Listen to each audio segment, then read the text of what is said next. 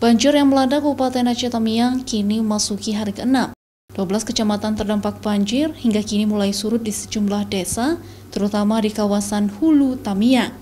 Meski mulai surut, namun hingga Minggu pagi masih terdapat 65 desa di 12 kecamatan masih terisolasi akibat banjir. Jalan akses menuju ke desa tersebut pun terputus. Ketinggian banjir di daerah terisolasi antara 1,5 meter hingga 2 meter.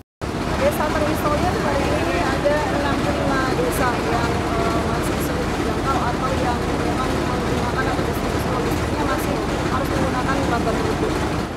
Kalau daerah terisolir ini bervariasi, tapi menujunya sebenarnya bukan daerah terisolir, tapi menuju ke daerah sana masih ketinggian 1 hingga 2 meter.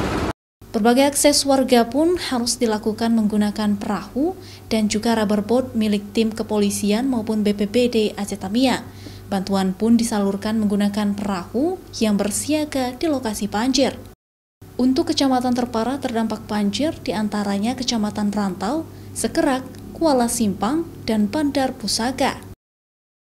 Zikri Maulana, Kompas TV, Aceh Tamiang.